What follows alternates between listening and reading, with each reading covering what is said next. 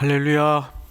좋은 아침입니다. 오늘도 주 안에서 평안한 하루가 되기를 축복합니다. 이제 요한 1서를 지나서 요한 2서로 넘어왔습니다. 이제 하반부 7절서부터 보도록 하죠. 미혹하는 자가 세상에 많이 나왔다. 이 당시에 미혹에 몇 가지 종류가 있었는데 그걸 다 새벽 시간에 소개할 수는 없고, 특별히 크게 두 종류, 가장 뿌리 역할을 했던 거짓 교사들이 영지주의자들입니다. 영지주의자들은 우리의 신앙을 이분법으로 이해를 시켜서 굉장히 신앙에 근본적인 혼란을 가져왔고, 사실은 그 뿌리가 지금까지도 기독교 안에 해악을 끼치고 있습니다. 영과 육을 분리해서 가르치죠. 여기에서부터 가연설이라는 가장 당시 유행했던 기독론이 유행을 하기 시작합니다. 가연설은 마르키온이라는 사람이 자칭 사도 바울의 제자라 그래서 출연해서 가연설을 주장했는데, 결론은 예수 그리스도께서 성육신, 육신의 몸을 입고 이 땅에 오신 것 자체를 부정하는 교리입니다. 근데 이런 거짓 교사들이 뿌리가 다 영지주의자들에게서부터 시작이 되죠.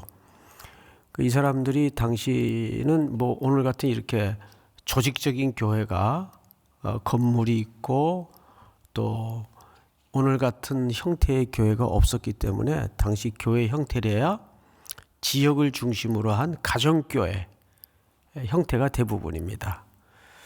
그러면서 순회 교사들이라고 해서 그 사람들이 여기저기 이렇게 돌아다녀요. 가정마다.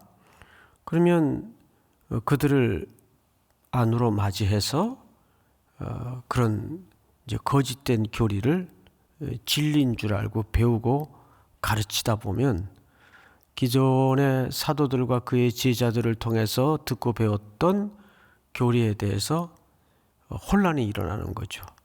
그래서 많은 문제가 야기됐고, 또 영지주의자들의 깊은 잘못된 가르침을 통해서 방탕주의 내지는 반대 극단의 초경건주의, 근본주의자들이 또 발호되어서 금욕주의가 발생하고, 이런 균형을 잃어버린 복음은 굉장히 종합적이고 사실은 전체적이고 통전적인, 통섭적인 성격을 갖고 있는데, 그런 가르침들이 신앙인들을 양극단으로 만들어버리는 폐해를 가져왔습니다. 일부는 육체는 어차피 소멸될 것이고 더러운 거니까 육체가 원하는 대로 방임하는 방임주의가 일어나고, 또 한켠에는 그래서 그 육체를 더 고단하게 만들고 금욕의 상태를 통해서 육체를 부정함으로써 하나님께 더 가까이 가게 된다는 아주 근본주의를 넘어선 율법주의자들로 만들어버리는 이 극단의 신앙 형태가 나타난 거죠. 이 뿌리는 영지주의, 그리고 그런 가연설주의자들, 이런 잘못된 교리를 돌아다니면서 가정마다 들어가서 소위 가르친다. 그러고는 기독교를 혼란에 빠뜨렸던 거죠. 그래서 7절에 보시면 미혹하는 자가 세상에 많이 나왔나니 이는 예수 그리스도께서 육체로 오심을 부인하는 자라. 이런 자가 미혹하는 자요 적그리스도니. 여기 적그리스도라는 말은 사실 요한 1, 2, 3서에서 처음으로 등장하는 표현입니다. 우리가 적그리스도 하면 예수 그리스도님의 반대 어떤 사탄 이런 쪽으로만 조금 초점이 다른 이해를 갖고 있는데 성경의 적그리스도의 정의는 조금 달라요. 어떻게 다른가 하면 오늘 뭐라 그러죠? 여기 적그리스도는 미혹하는 자가 적그리스도예요. 사탄 마귀는 그건 당연한 거고 요한이 이 글을 쓸 때 적그리스도라고 정의할 때는 미혹하는 자, 즉 육체로 오심을 부인하는 가르침을 자꾸 전파해서 그리스도께로부터 우리를 떨어뜨리게 만드는 자, 그 미혹하는 자를 적그리스도라고 정의를 합니다.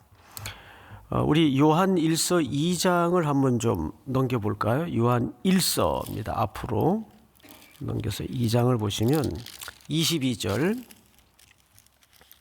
제가 좀 읽겠습니다.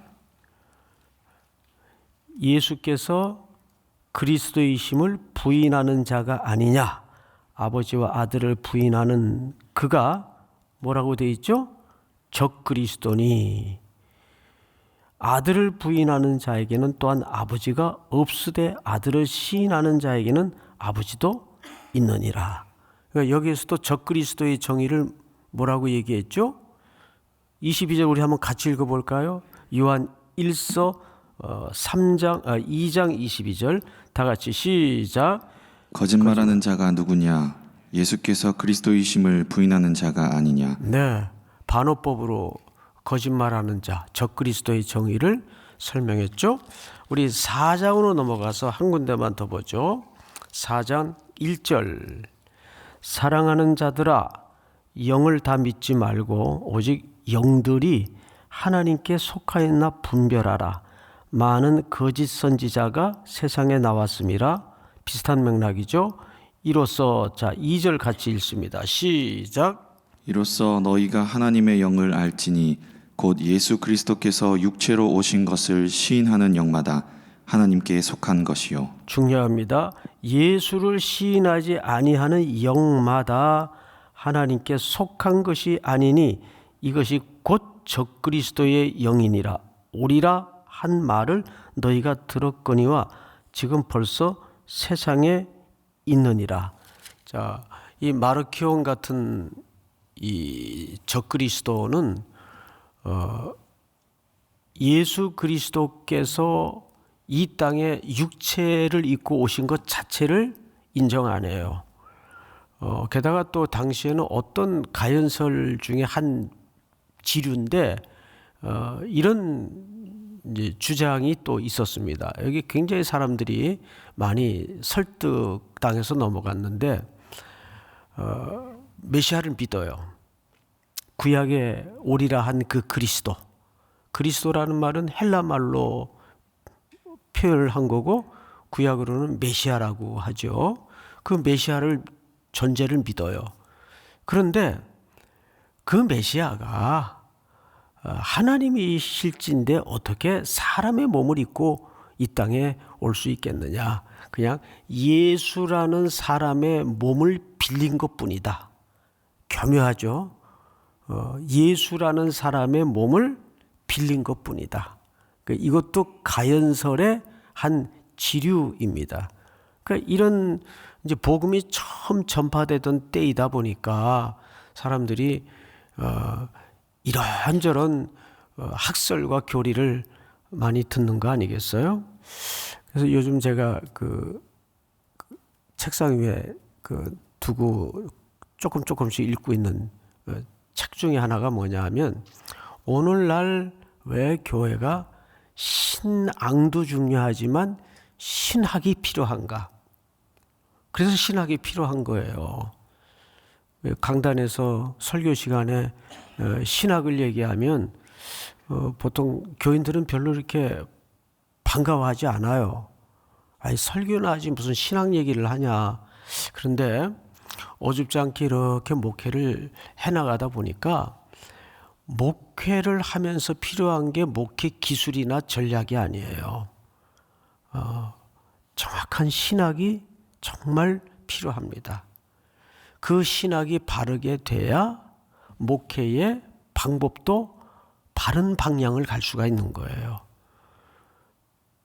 그 사람이 갖고 있는 철학이, 세계관이 어떠냐에 따라서 삶의 방식도 달라지지 않습니까? 교회 공동체도 똑같은 겁니다. 그러니까 이때는 기독교 초기란 말이에요. 복음이 아직 제대로 백성들의 마음 속에, 교회 속에 정확하게 뿌리 내리고 자리 잡기 이전의 시기이기 때문에 얼마나 혼란이 많았겠습니까? 근데 그런 혼란은 지금도 있어요. 지금도. 요즘도 뭐 특별히 이 한국 사람들의 이 종교적 심성이라는 것은 굉장히 복잡하고 그 샤머니즘적인 것이 이 기초가 되어 있기 때문에 얼마나 유교와 기독교가 엉켜 있고 또 샤머니즘과 기독교가 엉켜 있고 불교와 기독교가 엉켜 있어서 그거 실타래를 하나씩 이 걷어내고 뽑아내는데 참 지난한 시간이 필요합니다.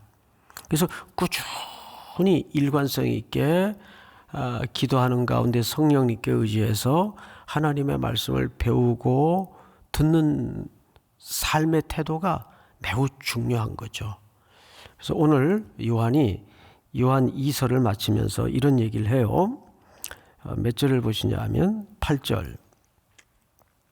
너희는 스스로 삼가 우리가 일한 것을 잃지 말고 오직 온전한 상을 받으라.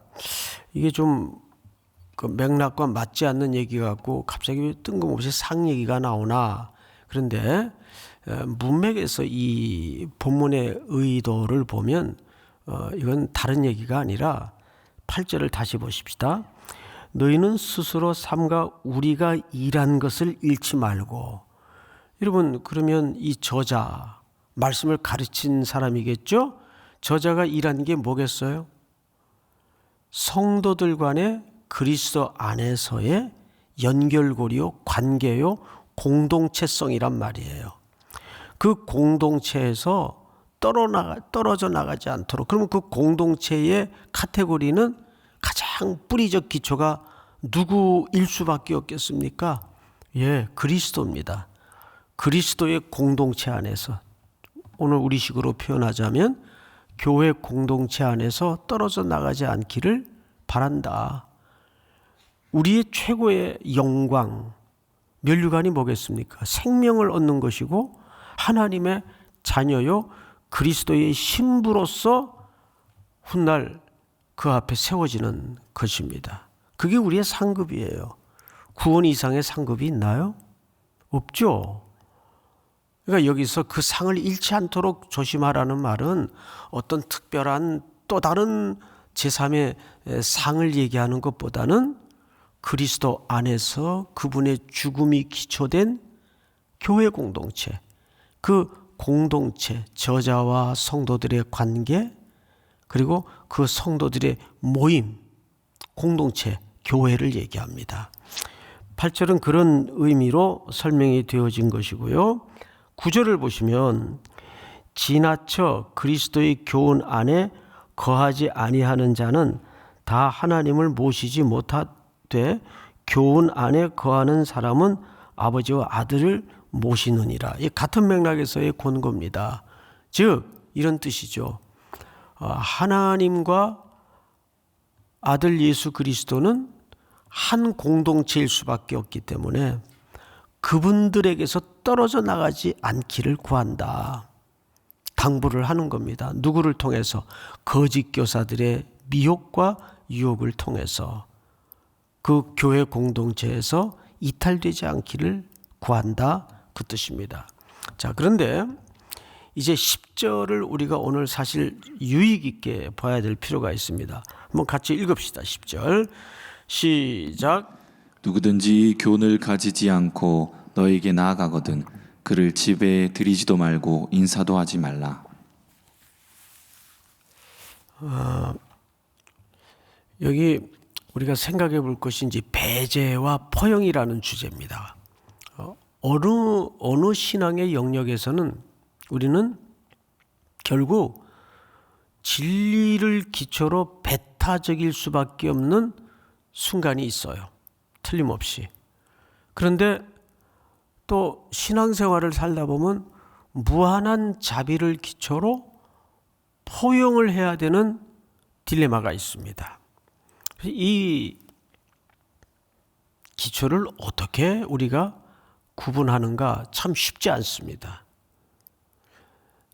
제가 며칠 전에도 새벽 시간에 그 신천지 사람들 얘기를 했는데 그들도 복음을 듣고 구원을 얻어야 될 거 아니냐. 근데 그들이 이단이란 말이에요. 뭐 정확히 이단이에요. 사실 뭐 이단 축에도 끼워넣기가 좀 맹랑한 단체죠. 그 사교 집단 정도죠. 신천지는. 근데 그러면 그들을 어떻게 해야 되겠는가? 그 배제 해야 될 영역이 분명 살다 보면 생기고 또 무한한 포용을 가지고 그리스도의 마음으로 품어야 되는 영역이 있을 때 우리는 어떻게 해야 될까? 그 중요한 기준을 설명을 드리겠습니다. 고린도전서 13장을 좀 띄워주실까요? 제가 좀 읽겠습니다. 무례히 행하지 아니하며 자기의 유익을 구하지 아니하며 성내지 아니하며 악한 것을 생각하지 아니하며. 우리 6절 한번 같이 읽어봅시다. 시작. 불의를 기뻐하지 아니하며 진리와 함께 기뻐하고. 네, 여기 보시면 불의를 기뻐하지 아니하며 뭐와 함께 기뻐하라고 되어 있죠? 진리. 그러니까 우리가 포용을 해야 되느냐 하지 말아야 되느냐를 가장 기초할 수 있고 구분할 수 있는 잣대는 진리입니다. 진리에 벗어나지 않는 어떤 어그러진 부분들에 대해서는 우리가 무한대의 마음을 가지고 포용을 해야 되는데, 이것이 그럼 진리가 뭐겠어요? 어떤 우리가 생각하는 그런 이데아의 세계가 아니잖아요. 우리가 생각하는 진리는 요한 1서 2서 내내 뭘 강조했습니까? 그리스도를 부인하느냐 아니냐의 싸움이란 말이에요. 그래서 항상 우리 마음의 기쁨의 기초는 진리와 함께 기뻐하는 게 정상입니다. 그래서 이 기자가 마지막을 참 의미 있게 마무리를 하죠. 그 마지막 부분을 좀 보도록 하면 이렇게 되어 있습니다. 10절, 누구든지 이 교훈을 가지지 않고, 이 교훈이 뭐겠어요? 진리란 말이에요. 그리스도에 대한 내용이란 말이죠. 가지지 않고 너에게 나아가거든 그를 집에 들이지도 말고 인사도 하지 말라. 이건 철저하게 배제를 얘기합니다. 그에게 인사하는 자는 그 악한 일에 뭐하는 자라고 정의하죠? 그건 교제하는 자요, 참여하는 자다. 제가 이제 알고 있던 어느 원로 목사님인데 이분은 참 독특한 소신을 갖고 있어요. 제가 이제 독특한 소신이라는 것은 이유가 있습니다. 이단이 초청을 해도 가서 설교를 하세요. 근데 또 자주 가세요, 거기를. 그래서 주변의 장로님들이나 또 옆에 동료분들이 좀 걱정을 하죠. 아이고, 가지 마시라고, 오해받는다고. 그러면 이제 그분 논리는 분명합니다. 내가 가서 이단을 동조하는 설교를 하나, 예수 그리스도에 대해서 바른 설교를 해서 그들도 어쨌든 변화시켜야 될 거 아닌가. 막 야단을 쳐요. 굉장히 좀 엄한 분인데 그런 소신을 갖고 계신 분이 계셨어요. 지금은 작고하셨지만 오래 기억이 남는 게 참 어떻게 해야 되나, 어떻게 해야 되겠어요. 이제 오해가 될 수 있을까요, 없을까요? 오해가 될 수 있단 말이에요. 근데 아무리 선한 일이라도 오해가 될 수 있는 것은 덕의 문제로 비약을 할 수 있기 때문에 우리가 좀 지혜가 필요하다고 저는 생각을 합니다. 그건 옳다 틀리다를 잣대로 너무 단정적으로 들이대기보다는 좀 지혜가 필요하지 않나 그런 생각을 해요. 그러니까 우리가 그런 거죠. 신앙생활을 하다 보면 특별히 그런 일상의 현장에서 이 딜레마가 부딪힐 때가 있어요. 그럴 때마다 우리는 고린도전서 13장 6절 말씀에 그리스도인의 행복, 기쁨은 반드시 무엇과 그 기쁨이 맞물려야 된다? 진리. 근데 그 진리의 실체가 뭐예요? 그리스도란 말이에요. 그리스도. 자, 11절을 좀 볼까요? 12절. 같이 한번 읽읍시다. 시작. 내가 너희에게 쓸 것이 많으나 종이와 먹으로 쓰기를 원하지 아니하고 오히려 너희에게 가서 대면하여 말하려 하니 이는 너희 기쁨을 충만하게 하려 함이라. 네, 여기서 저자가 내가 연필로 또는 글로 이렇게 서신 형식으로 써도 되는데 오히려 내가 가서 대면하기를 원한다. 얼굴과 얼굴로 보기를 원한다. 이건 뭐겠어요? 뭘 강조하는 거죠? 성도의 교제를 강조하는 거예요. 교제. 그리고 이렇게 이어서 얘기합니다. 이는 너희 기쁨을 충만하게 하려 함이라. 그러니까 교제와 바른 가르침을 통해서 그 독자들에게 이 저자가 궁극적으로 원하는 바가 뭡니까? 그리스도와 함께, 즉 진리와 함께 기뻐하는 것. 아마 사람이 이 땅에서 누릴 수 있는 가장 절정의 희열은 저는 진리와 함께 기뻐하는 거라고 믿습니다. 그리스도와 함께 기뻐하는 거라고 믿습니다. 세상에 재밌는 게 많아요? 많지 않아요? 많죠. 여러분, 밤이 새는 줄 모르고 도박하는 사람도 굉장히 즐겁게 해요. 밤이 새는 줄도 모르고. 그런데 시급 밤새 도박하고 아침을 맞으면서 참 보람 있었다 그러던가요? 재미는 있었겠죠. 근데 그것이 우리 영혼을 춤추게 만들고 영혼을 기쁘게 만드는 행복, 즐거움은 없는 겁니다. 그냥 재미가 있었겠죠. 그게 세상이 추구하는 사실상 그런 표피적 기쁨이고 모조품 행복이에요. 그걸 사람들은 권력으로 돈으로 때우려고 하죠. 그러나 성도들이 이 땅에서 진리와 함께 누리는 그 기쁨을 대체할 것은 아무것도 없습니다. 그러니까 진짜 여러분 가만히 생각해 보세요. 진짜 재밌는 건 교회 안에 다 있어요. 그래요, 안 그래요? 예, 교회만큼 재밌는 데가 어디 있어요? 이걸 좀 재미있다 그래서 제가 좀 죄송하긴 한데 즐겁다라고 표현을 해야 되겠죠.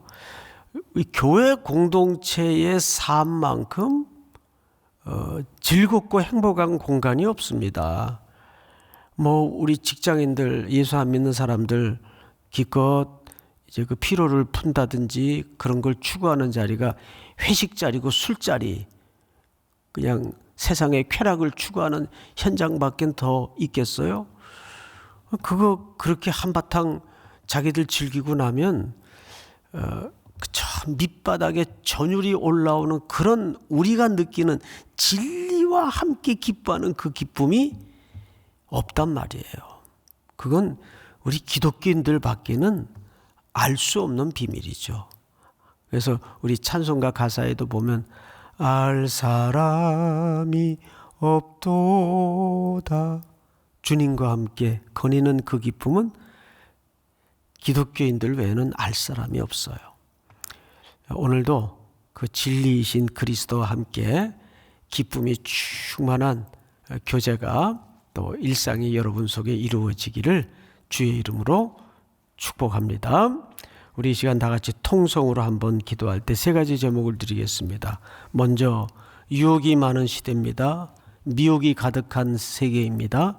여기에서 우리가 진리로 거짓과 참을 분별할 줄 아는 은혜를 주시고 배제와 포용의 기로에서 진리와 함께 기쁨을 찾을 수 있는 이 땅의 교회들이 될 수 있도록 함께 주시옵소서. 오늘 목요일이죠. 목요일 하루 또 여러분들에게 주어진 일상 속에 하나님의 나라가 강력하게 즐거움으로 임하는 은혜를 누리게 하여 주시옵소서. 우리 이 시간 다 같이 통성으로 기도하다가 일어서시기 바랍니다. 기도합니다.